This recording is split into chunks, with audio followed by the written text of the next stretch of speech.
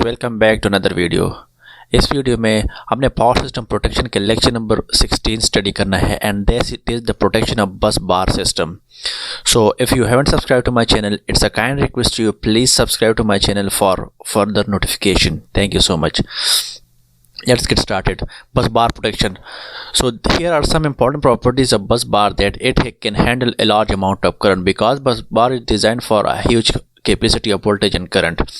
Faults are rare because switchyard and substation are well protected, and it usually includes in a the backup protection as well. Fault occur because of insulation of weakness and bus bar falls in the overlap of protective zone on either side as I told earlier. दोनों साइडों पे अगर इस side से भी अगर आप देखें तो एक जोन बनता है, और अगर फॉर एग्जांपल मैं एक ड्राइन लगा करूँ तो ये इस तरह और दूसरी साइड से इस तरह, तो ये बनता है ओवरलैपिंग रीजन में। So it is well protected from both of the sided. Let's just get the selection of सीटी। हमने सीटी किस तरह सेलेक्ट करना है। For example this is a बस बार, ये हमारे पास बस बार है और इससे एक फीडर निकल रहा है सी फीडर, और एक दो फीडर इन और feeder A and feeder B. Feeder A has a current of 100,000 ampere and feeder B has a current of 2,000 amperes, और इससे करंट निकल रहा है द सम ऑफ 3,000 एम्पेयर्स। सीटी लगा हुआ है, अगर मैं CT1 CT2 CT3 अगर मैं इसकी सिलेक्शन करूँ तो अगर मैं इसको 100:1000:1 कर लूँ, जो इस तरह इतना करंट आ रहा है, और इसको 2000:1 करूँ और इसको 3000:1 करूँ, तो इसमें से इसको अगर इस करंट को मैं सेकेंडरी साइड पे टर्न्स करूँ तो 0.33 बनता है। अगर इसको मैं इस साइड पे, इसका सेकेंडरी साइड पे 1 एम्पेयर बनता है और इसका भी सेकेंडरी साइड पे 1 एम्पेयर बनता है। सो इट्स एक total current is 2 ampere that is flowing on the secondary side, और ये 2 एम्पेयर यहाँ आके इसके सेकेंडरी साइड को अगर मैं रेफर करूँ इसको तो ये भी 1 एम्पेयर बनता है। तो 1 एम्पेयर सेकेंडरी में जाता है, जबकि 1 ampere is flowing through the relay that is the operating coil. तो ये प्लग सेटिंग की वैल्यू फॉर एग्जांपल 0.5 है, तो ये उससे बड़ी है, तो ये क्या करेगा, ऑपरेट करेगा। तो ये मेरे पास रॉन्ग मेथड है, मैं इस तरह नहीं कर सकता। So the correct method is कि जो मैक्सिमम करंट जा रहा हो उस हिसाब से मैं अपनी सीटी की सिलेक्शन कर लूँगा। सेम एग्जांपल, अब मैंने क्या किया, इस सीटी की टर्न्स रेशो 3001 और इसकी भी 3001 रखा है और इसकी भी 3001। जो मैक्सिमम करंट होगा उस हिसाब से मैंने अपनी सीटी की सिलेक्शन करनी है। तो अगर मैं इसको इस साइड पे ट्रांसफ़र करूँ, करंट को प्राइमरी से सेकेंडरी पे ट्रांसफ़र करूँ तो 0.3 बनता है और 0.6 बनता है, तो it is equal to 1 ampere. और अगर मैं इसको इस साइड पे करूँ तो 1 एम्पेयर बनता है, तो रिले में से 0 करंट पास हो रहा है, तो मेरे रिले इसमें क्या है, रिस्ट्रेन कर जाता है। नॉर्मल ऑपरेशन में ये क्या कर लेता है, ट्रिप नहीं करता। तो this is a correct method.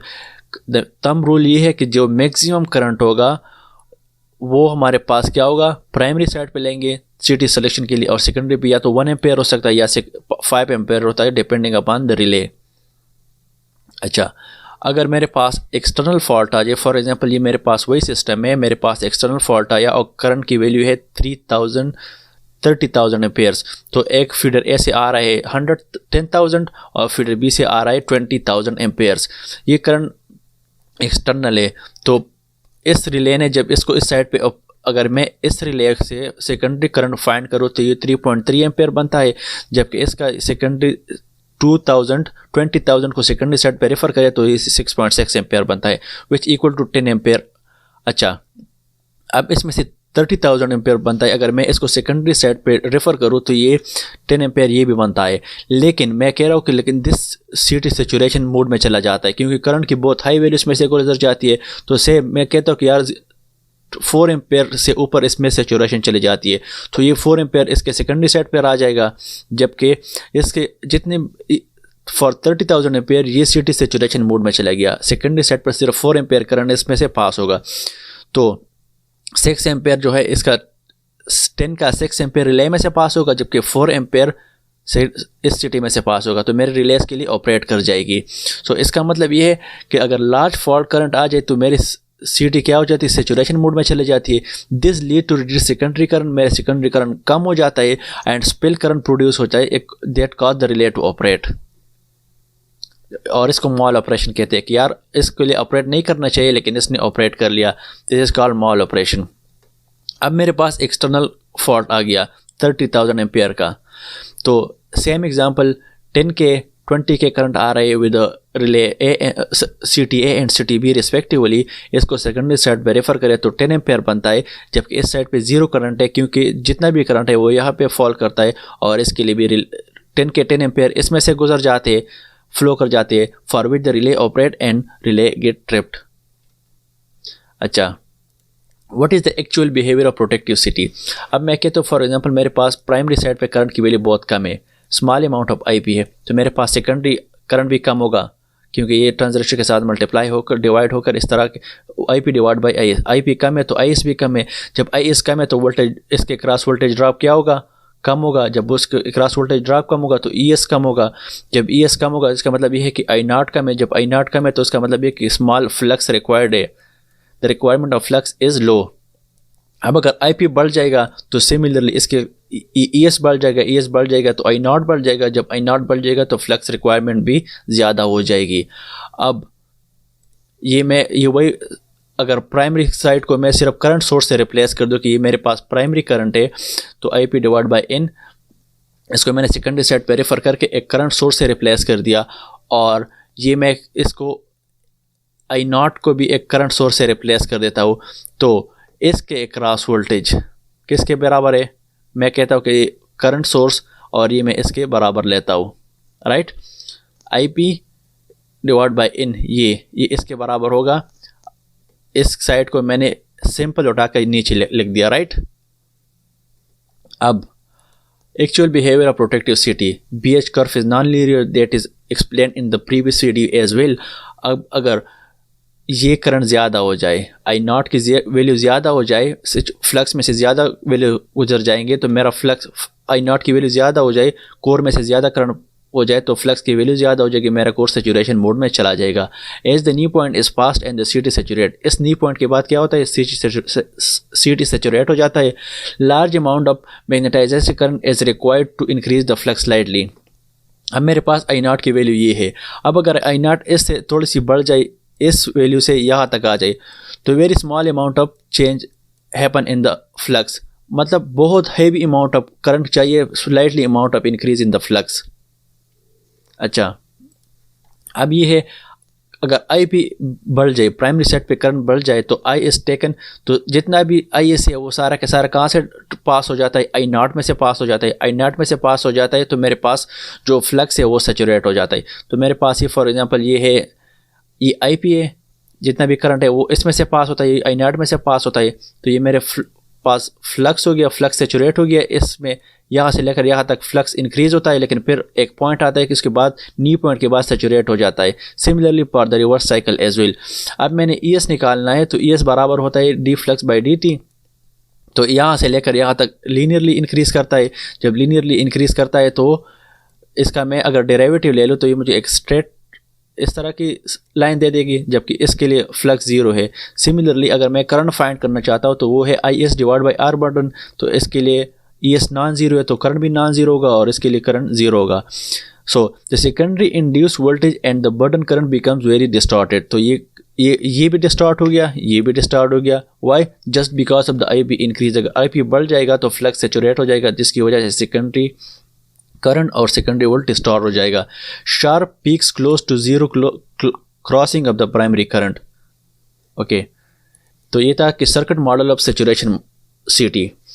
अब अगर CT सैचुरेट हो जाए तो ये चीज़ शॉर्ट सर्किट से, जो मैग्नेटाइजिंग ब्रांच है वो शॉर्ट सर्किट से रिप्लेस हो जाएगा। जब वो शॉर्ट सर्किट से रिप्लेस हो जाएगा तो ज़्यादा पूरा का पूरा करंट इसमें से पास होगा, IP डिवाइड बाई N सारा का सारा इसमें से पास होगा, जबकि IS क्या होगा, हमारे पास ज़ीरो होगा। A short circuit to signify the fact that the maximum secondary current is passing through the magnetization branch, right? और ये इसका इक्विवेलेंट सर्किट है। अगर मैं इस चीज़ को मैं क्या कर दूँ, एक सोर्स से रिप्लेस करूँ तो मैं इसको इस तरह लिख सकता हूँ। अच्छा, हाई एम्पिडेंस बस बार प्रोटेक्शन। अब मैं वही पुरानी एग्जांपल, इसमें से मेरे पास अब इन केस एक्सटर्नल फॉल्ट आ जाए, वही एग्जांपल है कि मेरे पास 3 फीडर है, एक फीडर A, फीडर B और ये फीडर C, और ये मेरे पास बस बार है। तो एक्सटर्नल फॉल्ट आया हुआ है, बाहर फॉल्ट आया है। फॉर एग्जांपल यहाँ पे एक्सटर्नल फॉल्ट आया है जोन के बाहर, 2 path during the external fault. तो ये मेरे पास प्राइमरी साइड है, ये सेकेंडरी साइड है, ये रिले A है, ये रिले B है। तो ये मेरे पास मैग्नेटाइजेशन ब्रांच है ये I A divide by N, जिसको मैंने सोर्स से रिप्लेस किया था, तो यहाँ पे मेरे पास करंट क्या बनता है, I A in minus I O ए।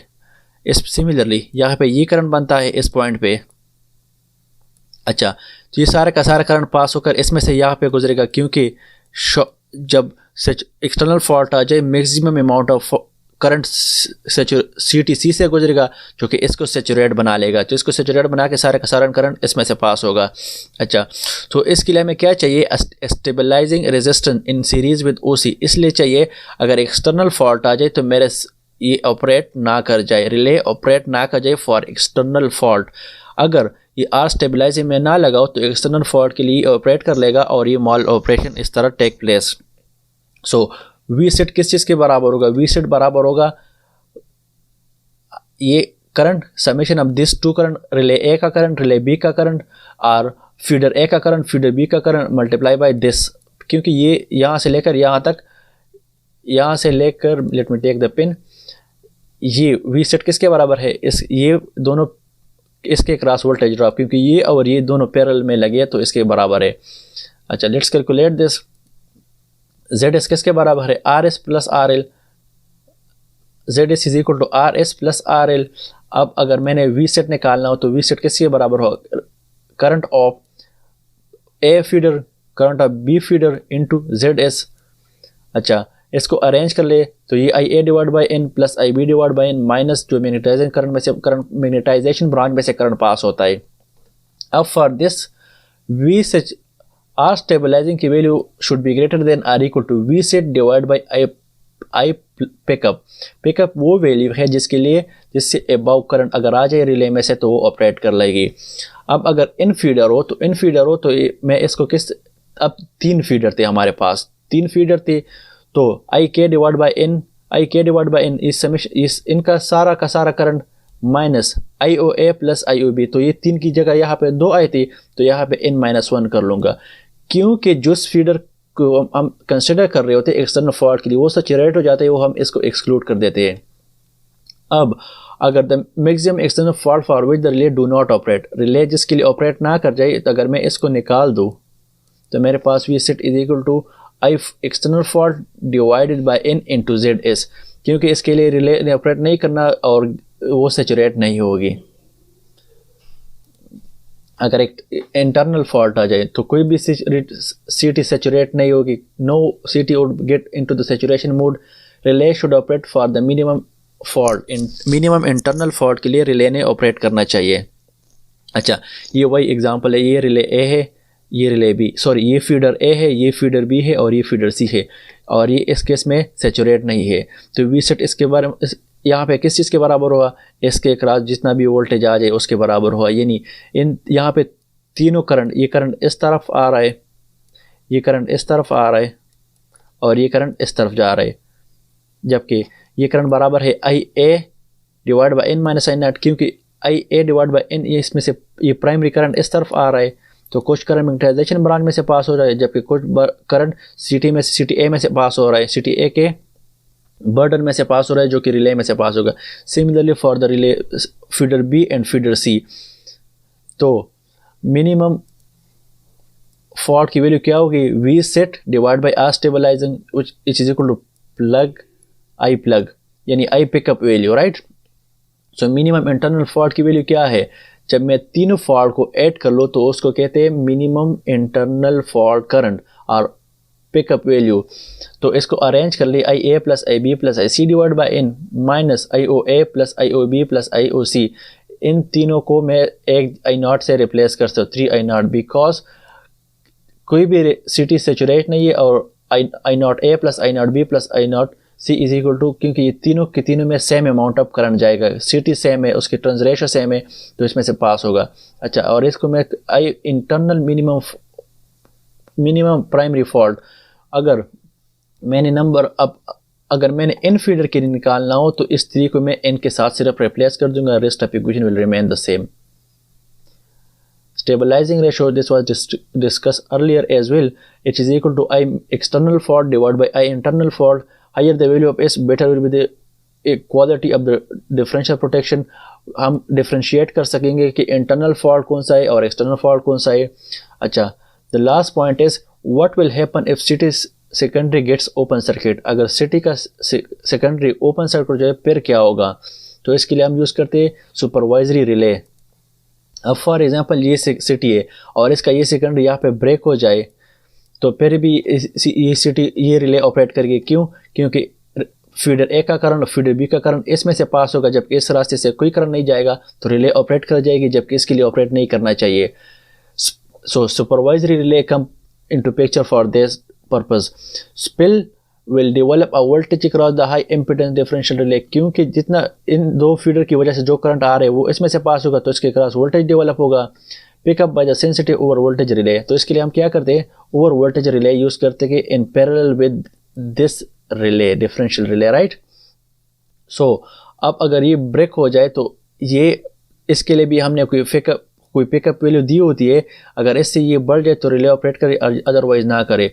अगर ये वायर ब्रेक हो जाए तो इसके क्रॉस वोल्टेज डेवलप होगा। जब वोल्टेज डेवलप होगा तो ये जिस यहाँ पे जो अलार्म लगा है इसको ब्रेक के नाम, तो ये अलार्म क्या कर लेगा, अलार्म जनरेट कर लेगा और हमें बताएगा कि the secondary is get open so replace your circuit. अच्छा, स्पिल करंट इसमें किस चीज़ के बराबर है? स्पिल करंट बराबर होगा IA divide by n plus IB divide by n। क्यों? क्योंकि ये साइड तो ओपन है, इसमें से कोई करंट नहीं पास होगा, वो सारा का सारा करंट इसमें से पास होगा।